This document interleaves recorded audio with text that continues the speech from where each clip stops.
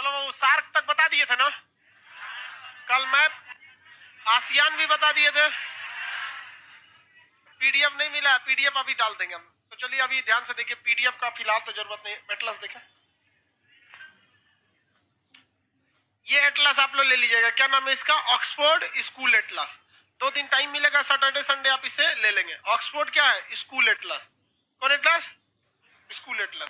समझ में आ गया कि नहीं आ गया? अभी नहीं लेके चलाएंगे पतंजलि का।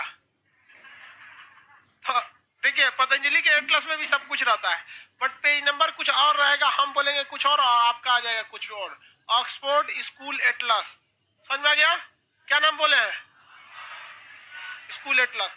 और तुम बीच में खड़ा मत हुआ कर लो, इधर भागो, इधर नीचे बैठो, इधर आके जल्दी जल्दी बैठो इधर। ऑक्सफोर्ड स्कूल एटलस ले लेंगे। इसी में पेज नंबर पे आपका 45, पेज नंबर 45 है, 53 है, 53। इसके पेज नंबर 53 पर है आपका सार्क देश। इसके पेज नंबर किस पर है? 53 पर है। 9th एडिशन की 10th एडिशन, 9वां संस्करण। 10th भी आ गया क्या? 9th ले लीजिएगा। कौन सा? 9th। चलो टाइम से आया करो बबनी। हाँ कोनो ले लीजिए, आपको कोई दिक्कत नहीं है। इंग्लिश लीजिए, फारसी लीजिए, चाइनीज, कोई दिक्कत नहीं। सारे नक्शा में रहता है, बस थोड़ा सा पेज नंबर का डिफरेंस रहता है, बाकी कोई अंतर नहीं आता है। तो सारे लड़के का पेज नंबर एक ही जैसा रहेगा तो इजी रहेगा, आप लोग ले लेंगे। पतंजलि का भी आता है क्या? आता ही होगा। चलो भैया अब स्टार्ट करते हैं हम लोग, एक एक करके कंट्री को पढ़ना। बाबू बैठ जाओ नीचे, देख रहे हो ये सब कैसे बैठा है सब, वैसे ही तुरंत। नहीं तो एकदम दीवार पे चल जाओ, पीछे फायर वाला लगा हुआ है ना सिलेंडर, उस पे चढ़ के बैठ जाओ। आगे नहीं, टोपी वाला। लाइव क्लास खड़ा करके तुम लोग को समझाएंगे नहीं, शर्म लग रहा है नीचे बैठने में। को आता है सर, इतना पढ़ने वाला एक से एक लड़का रहता है। कल एक तो पूछ रहा था, सर हमको नीचे बैठना पड़ता है, हम आप सीट लेने के लिए 1 घंटा पहले आना पड़ता है, हमको बस आप अलाउ दे दीजिए ना, हम हाफ पैंट पहन के चलाएं ताकि नीचे बैठने में दिक्कत ना हो हमको। तो हम हाफ पैंट का तो परमिशन नहीं थे, हम कहते लोअर पहन के आ जाओ। अब ऐसा थोड़ी क्लासरूम है, कल को कोई मौलाना साहब कहेंगे कि लुंगी पहन के आ जाएंगे, सबको आदमी परमिशन नहीं दे सकता। Half pant and lungi not allowed. Lower पहन के आइए, बैठिए, पढ़ाई करिए, सब समझ में आएगा। सार्क में टोटल 8 देश आते हैं। अब आपको देशों के बारे में इंटरनल बताना चालू करेंगे अंदर से, ठीक है? सार्क में टोटल 8 देश, 8 देश के नाम आपको पता है। मालदीव, श्रीलंका, भारत, पाकिस्तान, अफगानिस्तान, नेपाल, भूटान, बांग्लादेश। याद रहेगा ना? आप बताइए, पहला खड़ा हो। हैंडीकैप है आप तो तुम हैंडीकैप की कुर्सी बैठा है।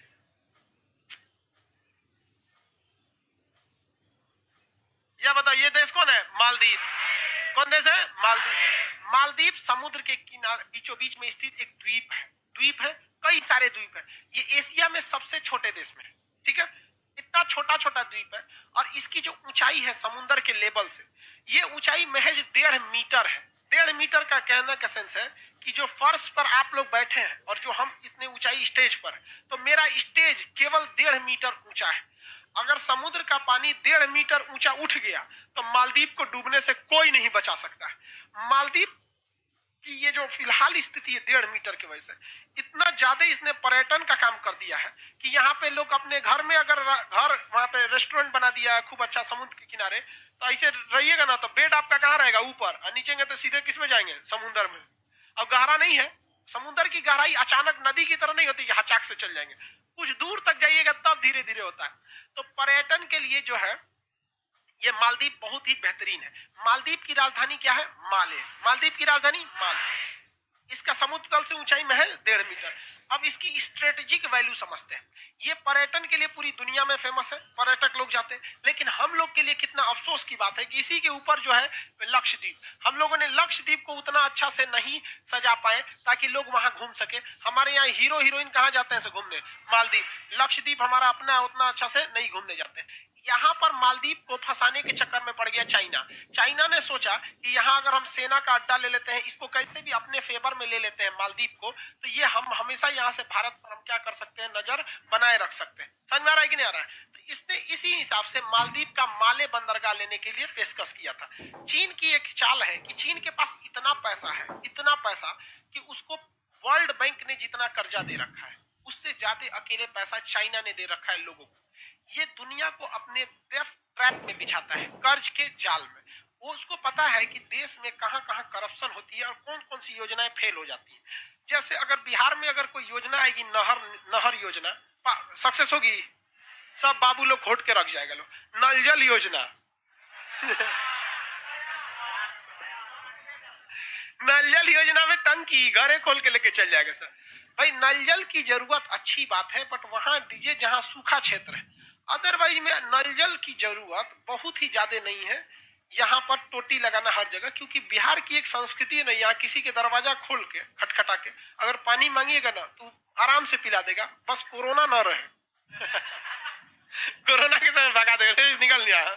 कोरोना के समय बहुत बड़ी समस्या हो गई, अदरवाइज में दिक्कत नहीं। तो चाइना को पता है कि देशों में कहां कहां समस्याएं आती है, वो उसमें इतना कर्जा दे देता है, इतना कर्ज दे देता है कि वो देश कभी औकात ही नहीं है चुका देने की। अब आप समझिए ना, पाकिस्तान की जीडीपी जितनी है उससे ज्यादा उसने कर्जा ले लिया है, यानी पाकिस्तान को पूरी तरह बेच देंगे तो उसका कर्जा नहीं चुका पाएगा पाकिस्तान। लेने से पहले इमरान खान को नहीं समझ में बेचाएंगे तब वो नहीं निकल पाएगा। वैसे ही मालदीव को किया, मालदीव में यहाँ पर इतना ज्यादा उसने कर्ज दे दिया कि मालदीव जो बंदरगाह है अब उसको वापस देना पड़ा चाइना को, तो भारत की बीच बीच में आया, जिससे थोड़ा सा बहुत सहूलियत हुआ है मालदीव में। मालदीव की सरकार हमेशा से अब्दुल्ला यामीन की जो सरकार थी या फिर शेख गयूम की सरकार, इसमें बहुत ऐसे प्रधानमंत्री हैं जो भारत के फेवर में रहते थे। तो कुछ कई बार यहाँ पर ऐसा भी घटना हुआ था कि ये लोग सेना तख्ता पलट की थी। जैसे अभी म्यांमार में सेना का तख्ता पलट हुआ है ना, वैसे मालदीव में भी सेना का क्या हो गया था, तख्ता पलट हो गया था। तो भारतीय सेना के जो एयरफोर्स के जवान थे, IL-76 जहाज से दिल्ली से उड़ान भरे थे सर, सीधा लैंड किए सब कहां पर, मालदीव में। 8 घंटा में मालदीव खाली। भारत सरकार को भी ऐसे इधर को उतार दे से म्यांमार में सब काम खत्म, लेकिन म्यांमार में हमको फूंक फूंक के कदम चलना है, क्योंकि वहां चाइना एकदम पास में से है। ऐसा ना हो कि सीरिया बन जाए, क्योंकि सीरिया में भी विद्रोह हो रहा था सेना को लेकर, अमेरिका एंट्री मारा, उधर से रूस एंट्री मार दिया, क्या हाल हो गया सीरिया का, चौपट हो गया। वैसे हम लोग का भी ना हो जाए, इसलिए हम लोग थोड़ा सा फूक फूक के कदम रख रहे हैं। तो मालदीव एशिया के सबसे छोटे देश में है। यहाँ पर जो है मालदीव जो है ये पर्यटन क्षेत्र के लिए फेमस है। तख्ता पलट को बचाने के लिए भारतीय एयरफोर्स यहाँ से यहाँ पर गई थी, ऑपरेशन कैक्टस चला के यहाँ पर इन्हें बचाया गया था। और मालदीव की कुछ खास औद्योगिक विकास नहीं है, ऐसा नहीं है कि बहुत बड़ा इंडस्ट्री वगैरह है और कुछ नहीं। इसकी अर्थव्यवस्था पूरी तौर पे किस पर आधारित है, पर्यटक पे। और यहाँ कभी भी सुनामी वगैरह की खतरा ना के बराबर रहता है, कभी नहीं आएगा। जो जगह विषुवत रेखा के पास रहता है, देखिए 0 डिग्री है ना, तो 0 डिग्री वाला जो एरिया रहता है, अगर यहाँ भूकंपीय क्षेत्र नहीं है, अगर यहाँ भूकंपीय क्षेत्र नहीं है तो सुनामी नहीं आएगा। तो ये 0 डिग्री वाले एरिया में देखिए 0 डिग्री के पास है कि नहीं है, थोड़ा ही दूर है आसपास, तो यहाँ चक्रवात नहीं आते हैं। जबकि इंडोनेशिया भी विषुवत रेखा के पास ही है, लेकिन यहाँ भूकंपीय क्षेत्र होने की वजह से यहाँ पे क्या आ जाते हैं, सुनामी वगैरह आ जाते हैं। तो ये शांत एरिया आ जाता है और कुछ इसकी खास विशेषता नहीं है। आप में से कितने लोग के पास एटलस है ना? जितने को पास नहीं है सब लोग लेके रख लीजिएगा। मतलब एटलस नहीं रहेगा तो दिखाएंगे कैसे। ला तो बहू एक सेकंड, हाइलाइटर देखे। हाँ देखो भाई, जितना नया लड़का है सबको एक तो ये क्या खरीदना है, ऑक्सफोर्ड, और ये एक सुगा कलर का हाइलाइटर। जो जगह बोलेंगे उस पे ये सुगा कलर का हाइलाइटर को क्या कर देना है, चला देना है, ताकि वो जगह भभके थोड़ा सा, आपको तुरंत क्या लेना है, भभकने लगेगा। किस कलर का लेना है, सुगा कलर के अलावा अगर कोनो कलर का मार्कर लिया तो थूर देंगे हम उसको, ठीक है। कौन कलर, और किसी कलर का है, किसी का, सबका सुगा कलर का रहना चाहिए, पकड़ो इसको, ठीक है। ऑक्सफोर्ड ये रहना चाहिए। जैसे जैसे जैसे मालदीव बताएं तो मालदीव पे क्या करना है, सुगा कलर सही से चला देना है। अब कोनो बकलोलवा काला रंग का लाएगा, मालदीव लो, मालदीव। ये मालदीव के ऊपर वाला देश कौन सा है, श्रीलंका। मालदीव के ऊपर वाला श्रीलंका। चलो भाई ध्यान से देखो, यहाँ पे श्रीलंका। श्रीलंका भारत से बहुत प्राचीन संबंध है, रावण के समय में भी ये श्रीलंका था। श्रीलंका और भारत के बीच में राम सेतु है, इसकी चर्चा जब तमिलनाडु करेंगे तब बताएंगे। अब यहाँ पे बहुत भीषण बवाल हुआ श्रीलंका को लेकर। यहाँ आपने सुना होगा LTTE, liberation tigers of Tamil इलम, LTTE, liberation tigers of Tamil इलम, इसे को लिट्टे कहते हैं। क्या कहते हैं? लिबरेशन टाइगर्स ऑफ तमिल इलम। यहाँ एक विद्रोही संगठन था। ये कैसे हो गया, इसको ध्यान से देखिए। ये बड़ा उटपटांग चीज हो गई यहाँ पर। इसमें भारत का भी बहुत बड़ा हाथ था। शीत युद्ध क्या था? शीत युद्ध, प्रथम विश्व युद्ध 1914 में चालू हुआ। 1919 में फाइनली वर्साई की संधि द्वारा खत्म हुआ था। हालांकि खत्म तो 1918 में ही हो गया था। 1939 में चालू हुआ सेकेंड वर्ल्ड वॉर। 1939 से लेकर 1945 तक जापान पर बम पटकाया, सब युद्ध खत्म हो गया। 1945, ये दो प्रथम विश्व युद्ध, द्वितीय विश्व युद्ध। इसके बाद चालू हुआ कोल्ड वार। कौन सा वार? Cold war. कोल्ड वार को हम लोग कहते हैं शीत युद्ध। अब दोबारा चालू हो रहा है शीत युद्ध। ये शीत युद्ध जो था ये चालू हुआ था 1945 से और ये चला था 1991 तक। 1991, 46 साल तक चलने वाला ये सबसे जबरदस्त युद्ध था शीत युद्ध। इस शीत युद्ध में एक भी गोलियां नहीं चलाई गई थी। डायरेक्ट ये युद्ध चल रही थी अमेरिका और यूएसएसआर। उस समय सोवियत संघ नाम था इसका। उस समय 15 देश थे सब। इसका नाम क्या था? सोवियत संघ, जिसे अभी आप रूस देख रहे हैं। इन दोनों के बीच में भीषण युद्ध को क्या कहा गया? शीत युद्ध। इन दोनों ने आपस में एक भी गोलियां नहीं चलाई, एक भी गोली नहीं चलाई, लेकिन पूरी दुनिया में लाश का ढेर बिछा के रख दिया, पूरी दुनिया में कटवा के रख दिया शीत युद्ध के चल। कब तक चला ये? 91 में खत्म इसलिए हुआ कि सोवियत संघ 15 देशों में टूट गया, जिस वजह से ये युद्ध खत्म हुआ। शीत युद्ध क्या था? अमेरिका चाहता था कि पूरी दुनिया उसके फेवर में रहे, उसके हिसाब से काम करे। रूस चाहता था कि पूरी दुनिया उसके फेवर में रहे, उसके हिसाब से काम करे। तो एक ये हो गया और एक ये हो गया। इसे कहा गया पहली दुनिया। जो देश अमेरिका के साथ थे, जो देश किसके साथ थे? अमेरिका के साथ थे। पीडीएफ वाले लोग परेशान नहीं हुए, अभी आपके पीडीएफ की कोई जरूरत नहीं है। पीडीएफ मंडे को भरवाएंगे, हम आपको कल पीडीएफ डाल देंगे। तो जो देश अमेरिका के साथ थे उन्हें क्या कहा गया? पहली दुनिया। और जो देश रूस के साथ थे उन्हें क्या कहा गया? दूसरी दुनिया। और इसी पहली दुनिया के चक्कर में, दूसरी दुनिया के चक्कर में पूरी दुनिया तबाह हो गई। जो गया अमेरिका के फेवर में उसको रूस धो देता था, डायरेक्ट अमेरिका को नहीं धोता था। जो गया उसको धो देता था, और जो रूस के फेवर में गया उसे अमेरिका धो देता था। जैसे आपको एक एग्जांपल देते हैं, आपका यहाँ देखिए इराक, कौन देश? इराक, सीरिया, ये किसके फेवर में थे? सब रूस के फेवर में। अमेरिका यहाँ विद्रोह खड़ा करा के दूर दिया किसको? इन लोग को। आप बताइए, क्या अमेरिका ने रूस में एक को गोली चलाया? क्या रूस ने अमेरिका पे चलाया? सद्दाम हुसैन चल गए। सद्दाम हुसैन चल गए, बशर अल असद चल गए, मोहम्मद गद्दाफी ये लीबिया में, होस्नी मुबारक मिस्र में, शेख अब्दुल्ला सालेह यमन में। इस सब सालेह नाम है, साले नहीं। इन सब को साला भी कह दोगे तो क्या दिक्कत है? अपना दिन खराब हो जाएगा। कोनो काम का होता है सभी, सब कोनो काम का नहीं है।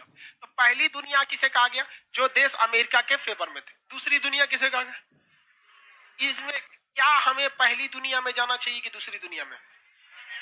हा?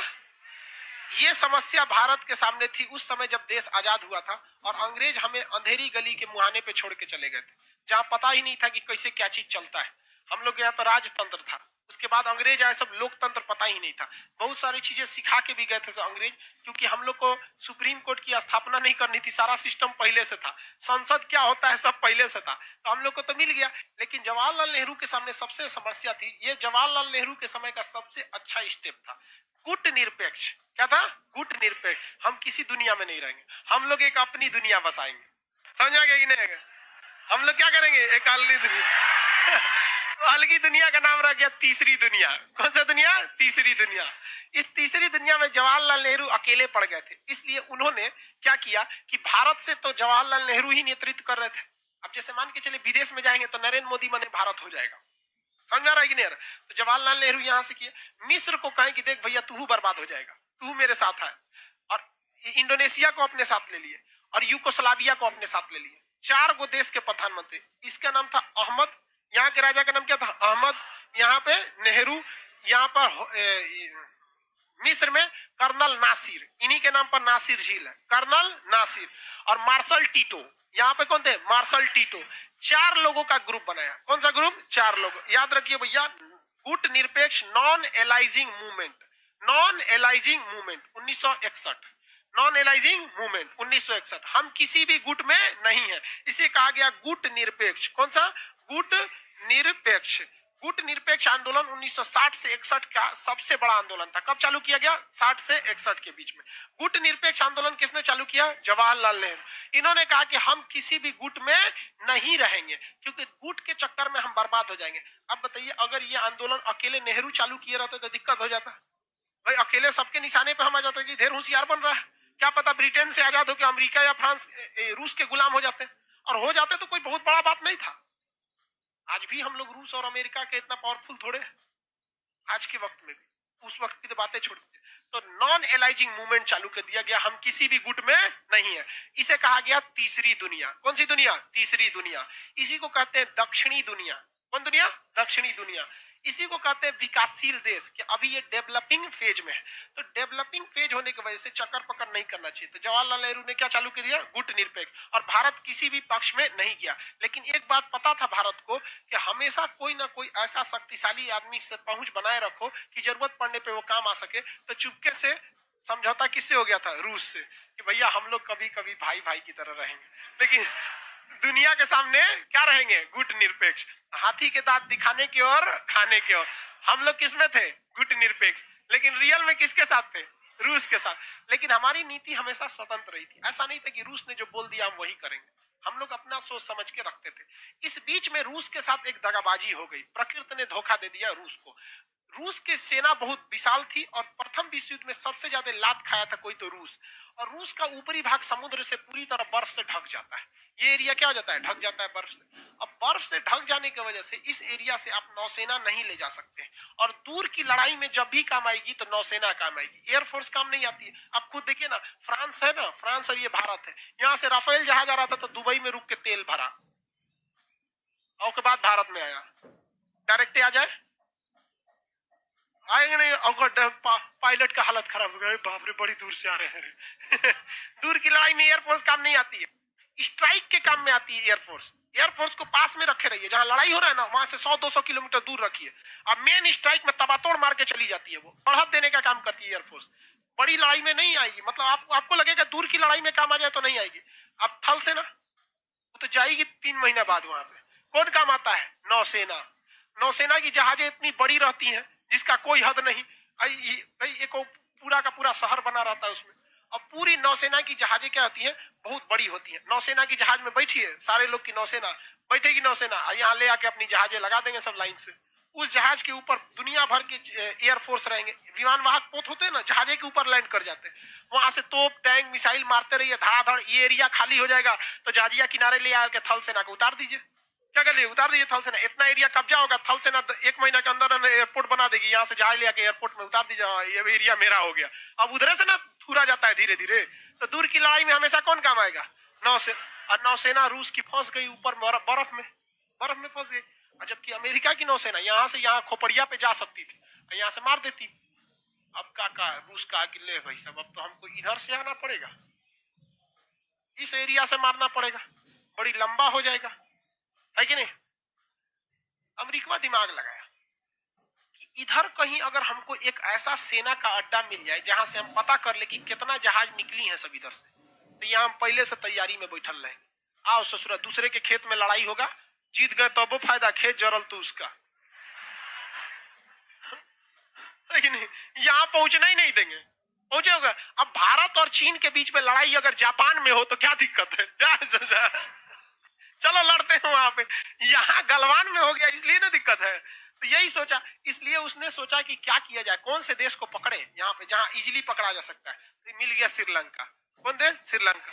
भारत से कहा कि भारत हमको यहाँ पे ट्रांसमिशन लगाने के लिए, बड़का रडार स्टेशन लगाने के लिए जमीन दो ना, वहां में एयरफोर्स वगैरह रखेंगे। तो भारत नेहरू ने उसको समझा दिया कि देखिए, आप क्लास ना किए हैं खान सर का, नॉन एलाइजिंग मूवमेंट, आपको ना पता है, हम लोग दूसरे दुनिया के हैं। तो भारत उसको नहीं दिया। तो ये किसके में चल गया? श्रीलंका में। श्रीलंका को पता था नहीं कि हम मोहरा बन रहे हैं। तो श्रीलंका को अमेरिका ने खूब लुभावनी वादे किए, पैसा दिया, बजट दिया, लोन दिया, एक से एक पैसा दिया। श्रीलंका खुश, वाह वाह, अमेरिका तो बहुत मान रहा है। बाबू तुमको सब समझाते हैं, जिंदगी में कोई अगर बहुत माने तो समझ जाना बहुत बड़का चीज मान, बहुत गड़बड़ है इस दुनिया में। हमेशा एक्सचेंज रूल लगता है। अगर आपको कुछ पैसा इन्वेस्ट करेगा तो आपसे भी रिटर्न खोजेगा। तो यहाँ तो इन्वेस्ट खूब किया, उसके बाद अमेरिका कहा कि सुनिए ना श्रीलंका, हमको यहाँ निचवा हम्बन टोटा बंदरगाह है आपका, श्रीलंका के निचला बंदरगाह का नाम क्या है? हम्बन टोटा बंदरगाह। ये दे दीजिए, हम यहाँ पर हम डेवलप करेंगे, आप भी यहाँ सामान मान लीजिएगा, हम यहाँ एगो रेडियो स्टेशन और ट्रांसमिशन स्टेशन बनाएंगे। आप बनाएगा तो केकरा पे नजर रखेगा? यहाँ से रूस पे। किस पे नजर रखेगा? रूस पे। इस एरिया से रूस पे नजर रख सकता है। अब रूस पगला गया, ऊपर से ठंडा में मर जाएंगे, नीचे से ट्रांसमीटर स्टेशन से पकड़ लेगा। कितना जहाज आ रहा है, मान के चलिए कितना बड़ा जहाज, 10 गो निकला उधर 200 लगा देगा, पता ही नहीं चल पाएगा। अब रूस पगला गया, आगे जा, अब क्या करे? और रूस श्रीलंका को करेगा क्या उतना दूर से? तो भारत से कहा कि देख भारत, कुछ भी करना यार, तू बचा ले हमको यहाँ से, हम हमेशा तेरे साथ खड़ा रहेंगे, कसम खाते। तो भारत ने कहा ठीक है, कोशिश करते हैं, हम देखते हैं यहाँ से कैसे भगाया जाता है इसको। इस बीच कहा जाता है देहात में ना रोए के रहनी तले अखिए खुदा के। अब जबरदस्ती आदमी रोने वाला रहे, आंख खुदा जाएगा, मजे आ जाएगा, वो सोचा आधा घंटा रो देगा, है कि नहीं? बस इसी में हो गया। श्रीलंका में ना एक विवाद हो गया। श्रीलंका में एक व्यक्ति था जिसका नाम था प्रभाकरण। क्या नाम था? प्रभाकरण। प्रभाकरण श्रीलंका में बहुत ही प्रभावशाली था और वो बेसिकली तमिल था। क्या था? तमिल। अब हम दूसरा नक्शा बना देते हैं जिसमें श्रीलंका को आपको बड़ा करके दिखाते हैं। ये भारत है, भारत का ये एरिया कौन सा है? तमिलनाडु।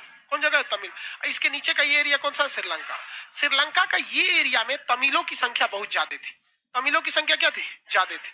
ये सोचो इसमें तमिल बहुत ज्यादा था सब। अब इसमें प्रभाकरण जो था उसको भारत सरकार से थोड़ा हिंट मिल गया, ये कहने लगा कि हमको अलग करिए, अलग देश।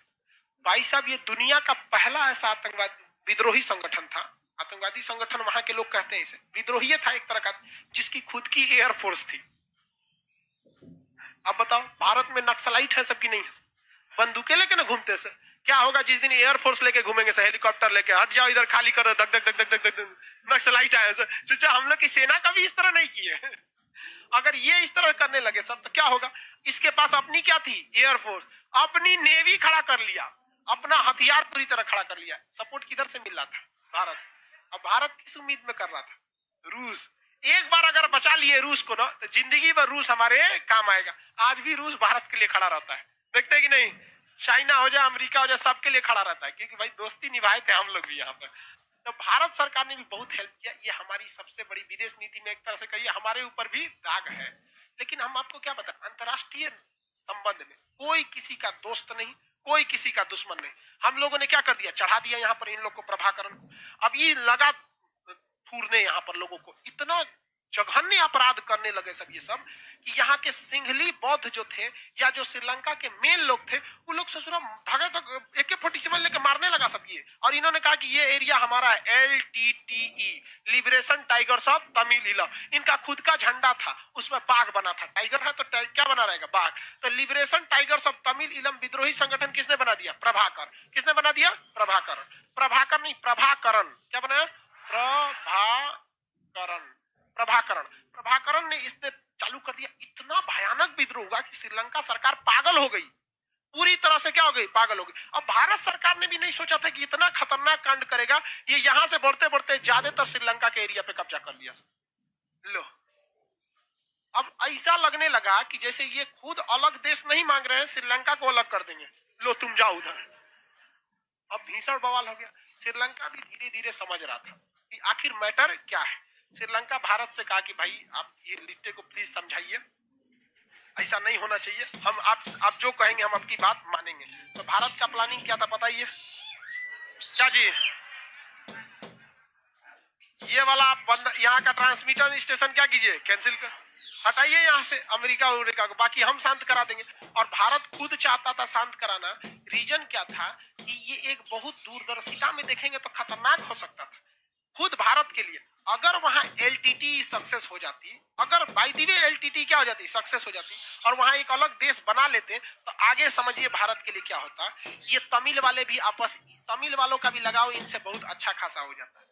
आज भी अगर भारत सरकार LTT के लिए कुछ अच्छा काम करती है, मतलब श्रीलंका के लिए कोई अच्छा काम करती है, तो ये विरोध करता है सब भारत सरकार। मनमोहन सिंह जब सरकार चला रहे थे तो गठबंधन की सरकार थी, मनमोहन सिंह की, मोदी जी की तरह बहुमत की सरकार नहीं थी। मनमोहन सिंह श्रीलंका से जब बातचीत करने गए तो इन्होंने गठबंधन तोड़ लिया कि काहे बतिया रहे हैं उससे। समझ में गया? चेन्नई में मैच होने वाला था, श्रीलंका के खिलाड़ी आने वाले थे, विरोध कर दिया सकिया, श्रीलंका के खिलाड़ी नहीं खेलेगा सब तमिलनाडु में। तो तमिलनाडु इसमें बड़ी विवाद चलता है। तो दूरदर्शिता देखिए, हमेशा देश के बारे में सोचना चाहिए कि हमारे देश के लिए खतरा हो जाता है। ये हो जाता है एक नया कश्मीर मुद्दा कि पास में रख के आप किसका फेवर करने लगी, पाकिस्तान का। धीरे धीरे ऐसा मुद्दा होने लगता, आज फ्यूचर में ऐसा नहीं कि हो गया था, लेकिन ये दिक्कत था। तो खुद उस समय सोच रही थी इंदिरा गांधी की ऐसा न हो। तो भाई भारत सरकार ने इनको कहा कि ठीक है तुम हटाओ, हम श्रीलंका को यहाँ से किसको भगा दो, यहाँ से अमेरिका को भगा दो, बाकी बात है हम क्या कर लेंगे, संभाल लेंगे। यहाँ पे यहाँ से अमेरिका का बोरिया बिस्तर समटा गया। रूस ने भारत से कहा कि जिंदगी में तुमको कभी जरूरत पड़ेगा ना, तुम एक बार हमारा याद करियो, हम हमेशा तुम्हारे साथ हैं। तो भारत ने भी कहा कि ठीक है जरूरत पड़ेगा तो बताइए करेंगे। बोलो, हर जगह से ना युद्ध करना है, किसी भी देश को हर जगह से न घेरिएगा। अरे बाबू, तो अमेरिका नजदीक किधर से भी रहे, एक के ओर से हमला किया जाता है युद्ध में, चारों ओर से न किया जाता है, तो हर ओर से घेरना रहता है उसको। तो ये जगह हो गया आपका हम्बन टोटा, यहां से कौन चला गया, अमेरिका यहां से चला गया। लिबरेशन टाइगर्स अब तमिल इलम, अब तमिलनाडु के किसके लिए समस्या बन गए, सब श्रीलंका के लिए। तो भारत सरकार ने यहाँ अपनी सेना भेजा। भारत सरकार ने क्या भेजा, सेना। राजीव गांधी थे उस समय प्रधानमंत्री, सेना भेजे, और राजीव गांधी के कहने पर यहाँ पर भारतीय सेना गई और लिबरेशन टाइगर्स और तमिल इलम के जितने आतंकवादी थे सबको धंधना के भून मान के खत्म कर दिया। भाई तुम कितनों हो तो विद्रोही ना हो, भारत की फौज के आगे क्या करोगे। ऐसा ऐसा बहुते विद्रोह भारत ने कश्मीर में शांत किया, शांत करा दिया। अब प्रभाकर पगला गया, मरा गया प्रभाकर वगैरह सब कहे ससुराई तो धोखा दिया हम लोग को लग रहा था देश बनाएगा, ये तो दूसरे मैटर के लिए निपटा के चल गया। उन लोगों ने कहा कि ना छोड़ेंगे राजीव गांधी। अब डबल समस्या। श्रीलंका के लोग भी भली भांति समझ रहे थे कि शुरुआत में लिट्टे को समर्थन किसने दिया था, भारत। अब भारत दोनों ओर से गया। श्रीलंका के लोग को भी पता था कि लिट्टे को पहले चढ़ाया कौन, भारत, और लिट्टे को भी पता था चढ़ा के हमको मारा कौन, भारत। तो भारत किसका दुश्मन हो गया, दोनों का। अब राजीव गांधी गए, जब भारतीय फौज कहां गई, श्रीलंका में, और पूरी तरह से वहां धो दी लिट्टे वाले को। तो भारत सरकार, राजीव गांधी प्रधानमंत्री बन के गए थे परेड में गॉड ऑफ ऑनर की सलामी लेने के लिए। तो वहां जब ये इसको क्या हुआ जी,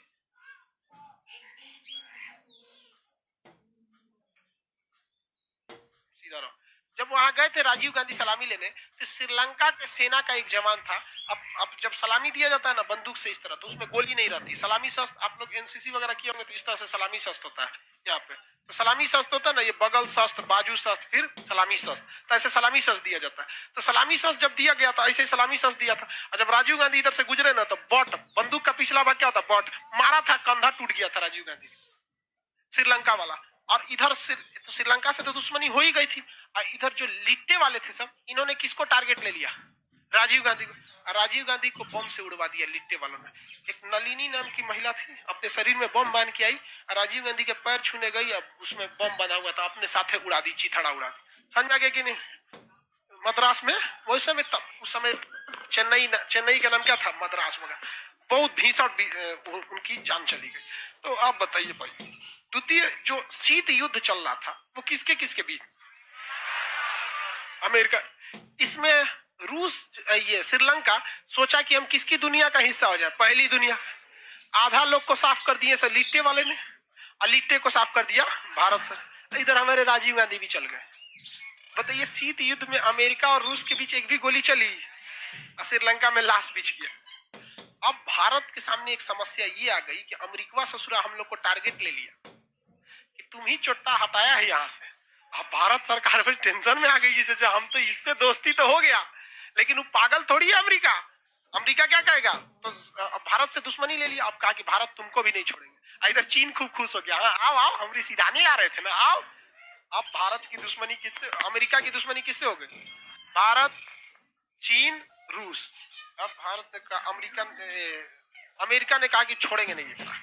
अब अमेरिका का अगला नजर आया नेपाल। किसका नजर आया, नेपाल। अब नेपाल के राजा को ही फुसलाना चालू किया। इन्हों की दिन खराब है, अभी देखिए ना, इनका दिन खराब है। भाई नेहरू पागल थोड़े था जो गुट निरपेक्ष में जा रहा था, श्रीलंका थुरा है ना अभी, LTT से अब यहाँ नेपाल में गया अमेरिका, नेपाल को खूब पैसा वैसा दिया, एयरपोर्ट और बनवाने लगा, स्कूल कॉलेज खुलवाने लगा। तो नेपाल खूब खुश हो गया, वाह वाह, अमेरिका जैसा बड़ा देश हमारा का फेवर कर रहा है। देखो भाई साहब, अगर बड़े लोग या गुंडे बदमाश, इन लोग से दोस्ती बहुत खराब होती है। इससे सूर्य कब पलटते हैं किसी को ठीक नहीं होता है। इन लोग की दोस्ती दुश्मनी का कोई ठीक नहीं होता, कब किधर चल जाते हैं। इसको अगर अच्छे से समझना है ना, तो बिहार की एक मूवी थी अपहरण, अजय देवगन की, नाना पाटेकर, अजय देवगन, उसमें देखिएगा बड़ा आदमी किस तरह पलट जाता है। इन लोग का कोई कोने थाली में पलटेगा से कोई ठीक नहीं होता। इसलिए भारत समझ रहा था कि भैया अमेरिका किसी का नहीं है, नेपाल खूब खुश, वाह वाह। अब नेपाल में एक बहुत बड़ी समस्या थी, आंख के मरीज, वहां पर जलवायु ऐसी थी कि आंख बड़ी जल्दी खराब हो जाता। अमेरिका ने क्या किया, खूब डॉक्टर भेजा, अमेरिका में एक से एक डॉक्टर थे सब। ओ माय गॉड, आंख तुम्हारा खराब है, लाओ ऑपरेशन कर देते हैं, धड़ाधड़ वहां ऑपरेशन करना चालू किया। अब जहां जो चीज होता है ना, वहां के लोग, रीजनल लोग सीख जाते हैं उस चीज को।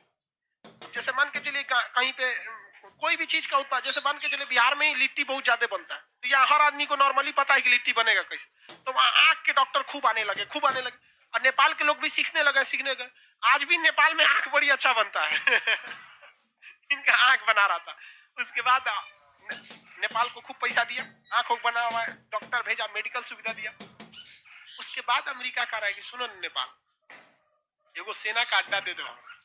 नेपाल का एकदम ले लीजिए। कहा कि भाड़ा लगेगा, तो अमेरिका ने कोई बात नहीं, हमारा पैसा का कमी थोड़ी है। अमेरिका खूब खुश हो गया, वाह, अगर यहाँ हमको सेना का अड्डा मिल जाए, एकरा तो कूच देंगे हम, एक श्रीलंका में से यही भगाया था, कूच देंगे। यहाँ से नेपाल इसको, चाइना को बड़ी मजा ले रहा था, तोरो कूच देंगे। यही लगले यहाँ से रूस, उस समय रूस ये पूरा एरिया किसका था, रूस का। उस समय रूस का ये पूरा एरिया था, यहाँ तक इतना बड़ा। कहा कि यहाँ से रूस पासे कितना पड़ेगा, एक बार में तीनों को मारेंगे। अब भड़क गया कौन, चीन। कौन भड़का था, चीन। हमारी सीधाने तू लिया के सेना का अड्डा देते तुम यहाँ पे।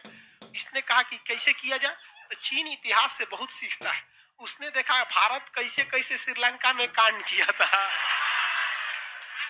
अब ऐसा ही कांड कहाँ खोज रहा है, नेपाल में क्या किया जाए। तो वहां एक अलग देश की मांग कर रहे थे सब, ताकि नेपाल में अलग देश होगा कैसे, तो खाली पहाड़े हैं, यहाँ पे जनसंख्या ज्यादा है नहीं। तो क्या कहा कि कैसे यहाँ लड़ाई कराया जाए। तो वहां पे राजतंत्र था, राजा का शासन था। तो कुछ लोगों को यहाँ पर, चीन में शासन था माओ त्से-तुंग का। किसका था, माओ त्से-तुंग। तो माओ त्से-तुंग ने कुछ विद्रोहियों को घुसा दिया, कहां पर, नेपाल में। हथियार दिया, पैसा दिया, ट्रेनिंग दिया, सब दिया। कहा कोई दिक्कत नहीं, तुमको जितना गोली चलाओ कोई हिसाब नहीं देना है, सब धन धना के क्या करना है, मारना है एकदम जबरदस्त नेपाल में। और क्या कहना है कि राजा का शासन नहीं रहेगा। रजवे ना एयरपोर्ट दे रहा है रजवे को उखाड़ पे को यहाँ पे। अब उस माओ के कहने पे घुस गया सब माओवादी। कौन घुस गया, सब माओवाद। अरे भाई साहब, नेपाल को इतना धो दिया सब कि अगले 18 से 20 साल तक नेपाल माओवादियों से लड़ता रह गया। गृह युद्ध फंस गया। उधर अमेरिका बोल रहा है एयरपोर्टवा बनाए, ठेका चालू करें। का भाग तुम यहाँ से, तुरंत भाग, छोटा कहीं का, तोरे चक्कर में यहाँ सब हो रहा, हम नहीं समझ रहे यहाँ पे। अब वो बेचारा नेपाल के राजा चीन से कह रहा है कि अब देखिए हम अमेरिका को भगा दिए, यहाँ जैसे श्रीलंका भी भगा दिया था, तो भारत वहां लिट्टे को खत्म किया था ना, आप भी माओवादी को खत्म कर दीजिए। कहा कि वो सब भूल जाओ, माओवादी मेरा है ही नहीं, छोड़ दिया नेपालवा, चाइना वहां पे अब पूरी तरह तबाह हो गए सब। अब वही माओवादी इधर से घुस गए सब, किधर, बंगाल होते हुए छत्तीसगढ़ में। उन्हीं का एक तो अलग स्ट्रेन है, उसी विचारधारा से नक्सलवाद, ये सब चीजें अलग अलग घुस गए सब यहाँ पर। तो ये शीत युद्ध देखिए कितना खतरनाक था। अमेरिका के लिए दुश्मन बहुत बनते गए सब, भारत चीन, रूस, इसको कहा गया शीत युद्ध। आप बताओ नेपाल में इतनी लाशें गिरी, क्या इसके लिए नेपाल जिम्मेदार था, अमेरिका। चाइना में जो श्रीलंका में हुआ उसके लिए अमेरिका। तो शीत युद्ध कब से चालू हुआ था, 1945 के बाद 1991 तक चला था। भारत इस युद्ध में भाग लिया नहीं लिया, इनडायरेक्टली, लेकिन भारत भी अमेरिका को अपने चौखट पे बुला ही लिया था। लेकिन भारत इतना जबरदस्त था कि डायरेक्ट कोई लड़ तो सकता नहीं है। समझ में आ रहा है कि नहीं आ रहा है, श्रीलंका समझ में आ रहा है। अब श्रीलंका के बारे में थोड़ा और समझते हैं। श्रीलंका का निचला बंदरगाह कौन था, श्रीलंका का निचला बंदरगाह LTTE जो था, इसके निर्माता कौन था, प्रभाकर। चीन ने क्या था इनका, बाघ। इनका झंडा पे चिन्ह क्या बना हुआ था? बाघ, लिट्टे। इसे खत्म किसने किया था? राजीव गांधी। इन्हीं की वजह से राजीव गांधी की भी हत्या हो गई थी, यहाँ पर राजीव गांधी वगैरह। इसका निचला बंदरगाह हम्बन टोटा। हम्बन टोटा बंदरगाह तो पूरी तरह ध्वस्त हो गया। एलटीटी वाले ने बम गिरा दिया था हम्बन टोटा बंदरगाह पे, अमेरिका से कराओ, ले लो बंदरगाह, तो उड़ जाए बंदरगाह यहाँ पर। बाद में अमेरिका की जब चला गया यहाँ पर, तो हम्बन टोटा बंदरगाह पूरी तरह बर्बाद हो गया था। तो ये सॉरी क्या नाम है इसका, श्रीलंका। श्रीलंका ने भारत सरकार से कहा कि देखिए हमारा ये बंदरगाह टूट गया है, पूरी तरह से चौपट हो गया है, आप इसको बना दीजिए। तो भारत सरकार ने कहा ठीक है बना देते हैं। उसको तो पता था कि कौन तुरवाया है। भारत सरकार जब यहाँ बनाने गई ना, तो तमिलनाडु के लोग विरोध कर दिए, आप क्यों बनाइएगा, क्योंकि श्रीलंका के लोग ना एलटीटीई के जवानों को मारा है। और इवन सही भी बात है, एलटीटीई जो था ये जरूर आतंकवादी संगठन था, लेकिन इनके जो बाल बच्चे बीवी थे लोग, जब एलटीटी खत्म हुआ, प्रभाकरण मरा गया और राजीव गांधी मरा गए, एलटीटी का साथ देने वाला कोई नहीं रहा। तो एलटीटी फंस गई कहां पर? श्रीलंका में। और धीरे धीरे श्रीलंका क्या हो गया? उठ गया। और श्रीलंका की आर्मी खड़ा करा के एलटीटी वालों को, बूढ़ा बच्चा औरत किसी में फर्क नहीं समझा, चाहे वो 2 साल का बच्चा है या कोई महिला अपने बच्चे को दूध पिला रही है, सीधे छाती सहित बच्चे को मार दिया, मर सस रहे यहाँ पे श्रीलंका में। इतना बुरा मौत हुआ कि जिसका खामियाजा अब श्रीलंका को उठाना पड़ रहा है। जो बाइडन आए हैं और श्रीलंका को कहे कि भाई देख, हम है तो अमेरिका के प्रधानमंत्री, है कि नहीं, है तो अमेरिका के प्रधानमंत्री। उस समय तोरा बहुत मौका मिला था, तुम देखिए श्रीलंका ने तो उस समय अमेरिका का साथ नहीं ना दिया।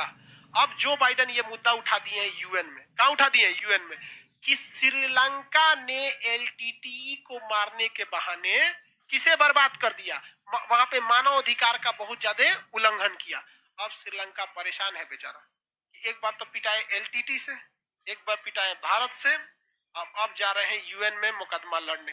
और यूएन में मुकदमा हार जाएंगे तो हमको व्यापार पर प्रतिबंध लगा दिया जाएगा, हम चौपट हो जाएंगे। तो भारत से कह रहा है कि आप बचा ना लीजिए, आपका बतिया लोग ज्यादा मानेंगे क्योंकि आप पड़ोसी हैं, हम कह देंगे तोरा उजा से कौन सी दिखता है। अब भारत के साथ समस्या देखिए, अगर भारत श्रीलंका के साथ खड़ा है, भारत श्रीलंका के साथ खड़ा है, तो श्रीलंका ने एलटीटी के लोगों को मारा था, और एलटीटी के वाले कहां के थे? तमिलनाडु। इसका मतलब भारत किसके खिलाफ हो गया? तमिलनाडु। तमिलनाडु में अभी से लोग मुंह फुला लिए नरेंद्र मोदी के प्रति, और मनमोहन सिंह पे दबाव बना दिए थे। तो इनको लगता है कि नरेंद्र मोदी मनमोहन सिंह है। अरे वो पत्नी से ना डरा तो तमिलनाडु से डरने वाला है।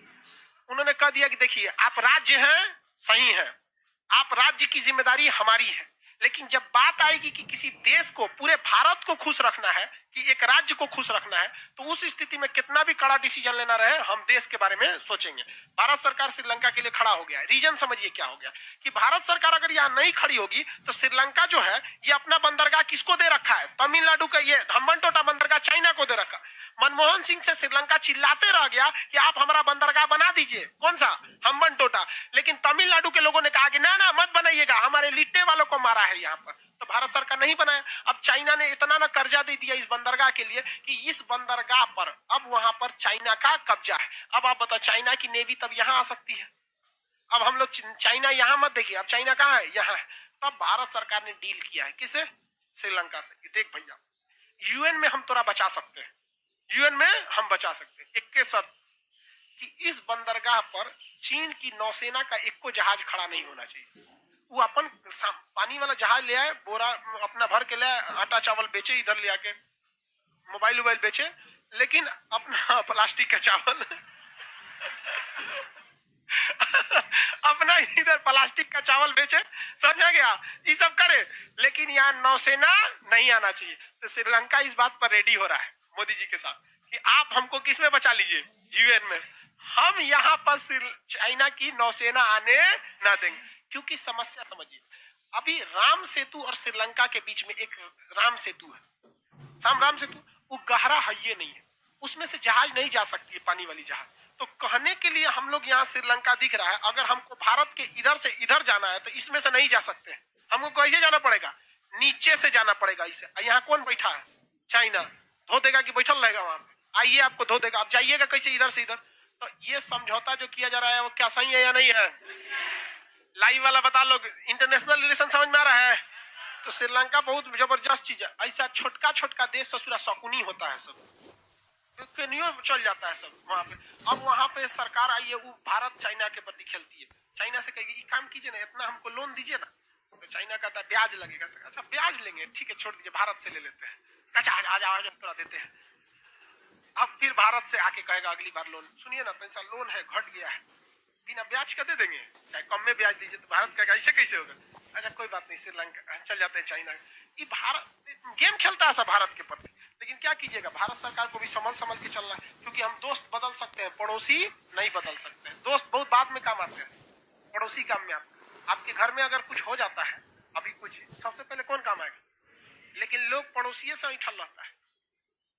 देखते हैं इसी गड़बड़ जाता है। श्रीलंका का निचला बंदरगाह, श्रीलंका का निचला बंदरगाह, श्रीलंका में एलटीटीई की जो समस्या थी, ये इसके दक्षिणी भाग में थी कि उत्तरी भाग में? ये किस राज्य के थे लोग?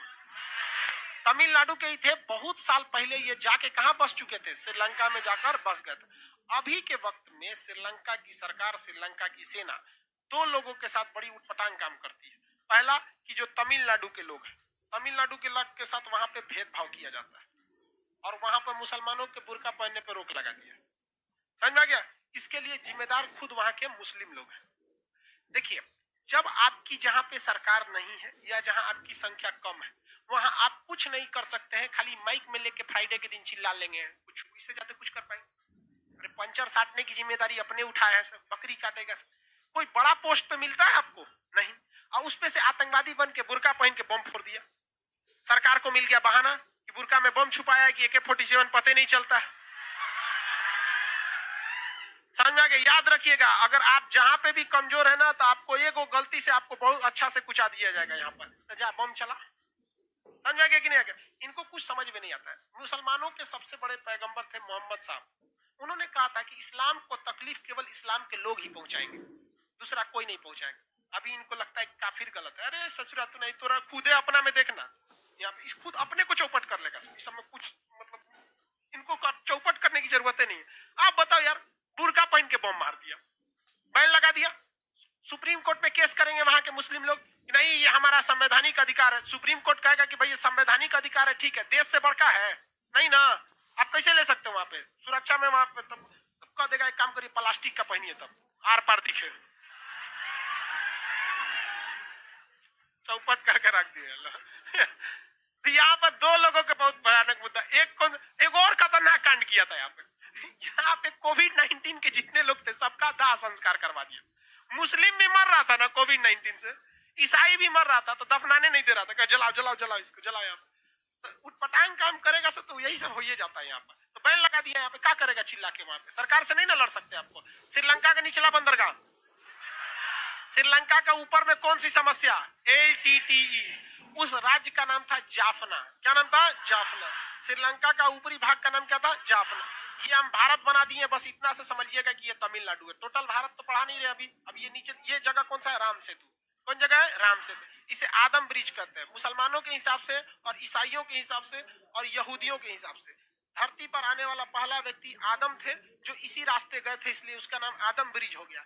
जबकि हिंदू धर्म के हिसाब से राम जी इधर से गए थे रावण को पीटने के लिए, तो ये क्या हो गया? राम सेतु हो गया। तो ये उथला हुआ जगह है यहाँ पर। इसके बीच नीचे ये कौन जगह है? श्रीलंका। श्रीलंका का जो ऊपरी भाग है इसका नाम है जाफना। श्रीलंका का ऊपरी भाग का नाम क्या है? जाफना में कौन से आतंकवादी भर गए थे सब? LTTE। श्रीलंका का ऊपरी भाग का नाम बताइए। श्रीलंका का ऊपरी भाग जाफना। किसी को कोई दिक्कत? जाफना है यहाँ पर। और नीचे वाला कौन सा जगह? श्रीलंका। श्रीलंका के यहाँ पर पहाड़ी एरिया भी है। श्रीलंका में यहाँ पे क्या है? पहाड़ है। ये पहाड़ भारत से गया हुआ है, पश्चिमी घाट पर्वत जो धंस गया है, फिर कहाँ निकला है? श्रीलंका में। श्रीलंका में निकला हुआ है। तो इस पहाड़ के बीच में एक दर्रा है जिसका नाम है एलिफेंटा दर्रा। कौन सा दर्रा? एलिफेंटा। श्रीलंका का जो एलिफेंटा दर्रा है, श्रीलंका का कौन सा दर्रा? एलिफेंटा दर्रा। ये दर्रा श्रीलंका के मेन श्रीलंका और किसे जोड़ता है? जाफना को। किसे जोड़ता है? जाफना। जाफना श्रीलंका के उत्तरी भाग में है कि दक्षिणी भाग में है? किस भाग में है? उत्तरी भाग। जाफना में कौन सा दर्रा है? एलिफेंटा दर्रा। कौन सा दर्रा? एलिफेंटा दर्रा है। आगे बढ़ जाए, किसी कोई दिक्कत? नीचे बंदरगाह बोलिए। हम्बलटोटा। श्रीलंका का सबसे बड़ा इधर है कोलंबो बंदरगाह। कौन सा? कोलंबो। श्रीलंका की राजधानी पहले थी कोलंबो, अभी श्री जयवर्धनपुरम। क्या हो गया? श्री जयवर्धनपुरम। श्रीलंका की सबसे प्राचीन राजधानी अनुराधापुर थी। श्रीलंका की सबसे प्राचीन राजधानी अनुराधापुर। बाद में क्या हो गया? कोलंबो। अभी क्या है? श्री जयवर्धनपुरम। श्रीलंका के बीच में पहाड़ी एरिया है। क्या है? पहाड़ी एरिया। ये पहाड़ किसका हिस्सा है? पश्चिमी घाट का हिस्सा है। इस पहाड़ी एरिया से एक नदी निकलती है जिसका नाम है महावली गंगा। कौन सी गंगा? महावली गंगा। श्रीलंका की सबसे बड़ी नदी, श्रीलंका की सबसे बड़ी नदी महावली गंगा। श्रीलंका का ये जो पहाड़ है ये बीचों बीच में या उत्तर दक्षिण? बीचों बीच में। किसमें है? बीचों बीच में। बीचों बीच का श्रीलंका के बीचों बीच की जमीन कैसी है? उठी हुई है। ये किस पहाड़ का हिस्सा है? पश्चिमी घाट। बीच में ये जलमग्न हो गया। बीच में कौन सा सेतु है? राम सेतु। राम इंग्लिश में बोलेंगे तो आदम ब्रिज। कौन सा ब्रिज? आदम ब्रिज। यहाँ कौन सी नदी है? महावली गंगा। यहाँ दो बड़े बंदरगाह, एक कोम्बो, ये हम्बनटोटा, एक कोलंबो। कोलंबो के पास ही शहर कौन सा इसका? श्री जयवर्धनपुरम। श्रीलंका जो है यहाँ बौद्ध धर्म की अधिकता है। यहाँ 80% से ज्यादा लोग कौन से धर्म के हैं? बौद्ध धर्म। अशोक ने अपने बेटे महेंद्र और बेटी संघमित्रा को कहाँ भेजा था? कौन सा धर्म अपना लिया? बौद्ध धर्म अपना लिया था। सोचिए भारत से इसका कितना पुराना रिलेशन है। रावण भी कहाँ का था? श्रीलंका का था। यहाँ पे रावण दशानन, यहाँ पे बहुत बहुत बड़ा योद्धा और बहुत बड़ा वो था, विद्वान था रावण। लेकिन उसके अंदर एक वो खराबी थी, अहंकार ज्यादा था। नहीं तो इतना बड़ा पढ़ा लिखा था ना कि खुद राम जी अपने भाई लक्ष्मण को शिक्षा लेने भेजे थे कि नहीं भेजे थे? सोच सकते कितना पढ़ा लिखा था। भाई लक्ष्मण जी तनी ईगो वाले आदमी थे, जाके सीधन में खड़ा हो गए, रावण पढ़ाओ हमरा। भगा दिया था, नहीं पढ़ाया था। राम जी से जाके बोले कुछ नहीं बताया, तो वही कहे जाके पैताने बैठो, ऐठल रहेंगे तो पढ़ाएगा। तो शिक्षा दिया था यहाँ पे। श्रीलंका में बौद्ध धर्म की अधिकता। यहाँ हिंदू धर्म भी है बहुत कम, ईसाई भी है बहुत कम, और मुस्लिम भी है बहुत कम। यहाँ पर अमेरिका जो है वो ईसाइयों पे भी सब बैन लगा देता है समान। अब बताइए कोरोना किसी को हो गया है, अब जो उसका स्पिरिचुअल है, अब हिंदू धर्म में मान के चलिए कि जब तक वो अपनी मतलब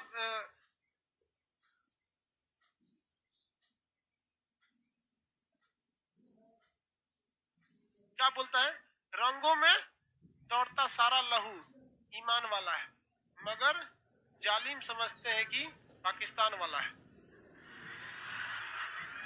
अच्छा शायरी बोल रहा है, शायरी अच्छा बोल रहे हैं आप। यहाँ पे सब लोग को कोई यहाँ आतंकवादी नहीं कहता है। देखिए बाबू, ये बात हम भी मानते हैं और ये भारत के लोग भी समझते हैं। कोई यहाँ सारे कम्युनिटी को आतंकवादी नहीं कहता है। लेकिन समस्या यहाँ ये आती है ना कि जब वो आतंकवादी बन जाता है तो लोग, मौलाना लोग कहते हैं, जब वो आतंकवादी बन जाता है तो कहते हैं मौलाना लोग कि इसका इस्लाम से कोई लेना देना नहीं है। तो फिर मरने के बाद उसका जनाजा काहे पढ़ाने लगते हैं?